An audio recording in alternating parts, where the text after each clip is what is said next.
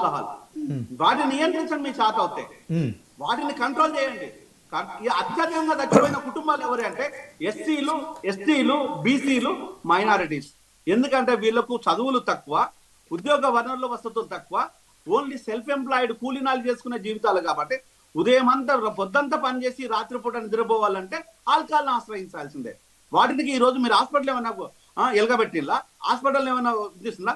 ఈ రోజు మన భారతదేశం లోపల హెల్త్ పైన కేటాయింపులు <3%, విద్యా పైన కేటాయింపులు <5%. వీటిని చూస్తే మనం సిగ్గుపడాలి, వీటిని చూస్తే మనం ప్రశ్నించాలి, వీటిని చూస్తే మనం అడగాలి. ఏమీ లేదు, మనం భజన చేద్దాం, మన పై ఓడిని మెచ్చుకోవాలి.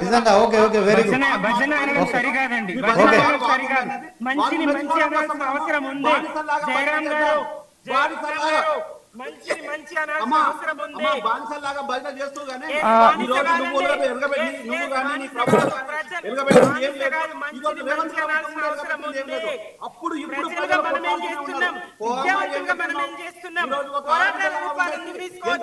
ఏం మాట్లాడుతున్నావు నువ్వు? ఏ పోరాడినావు నువ్వు? ఎంతమంది ప్రతి నెలకు 12,000 పైసలకు మంది చచ్చిపోతున్నారు ఆల్కహాల్ ద్వారా. మాట్లాడుతున్నావు లేకపోతే మాట్లాడుతున్నావు తెలియట్లేదు. ఈ మొత్తం విషయంలో ఈ మొత్తం మౌనిక గారు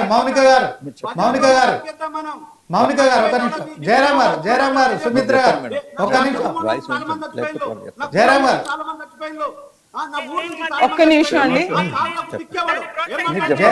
జయరామ్ గారు, సుమిత్ర ఆనంద్ గారు ఒక్క నిమిషం అండి, ఒక్క నిమిషం. ఎక్స్క్యూజ్ మీ, ఒక్క నిమిషం అండి.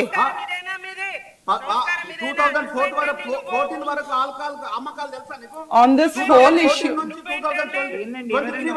ఎక్స్క్యూజ్ మీ, జయరామ్ గారు, ఒక్క నిమిషం అండి, ఒక్క నిమిషం. జయరామ్ గారు ఇంటర్నేషనల్ ఇష్యూ, నేషనల్ ఇష్యూ తీసుకొచ్చారు. జయరామ్ గారు ఒక్క సెకండ్, ఈ సబ్జెక్ట్ మాట్లాడాలి. Just minute. I would like to interrupt in this. ఒక్క నిమిషం అండి. జయరామ్ గారు ఒక నిమిషం ఆగండి. సుమిత్ర గారు మీరు కూడా ఆగండి.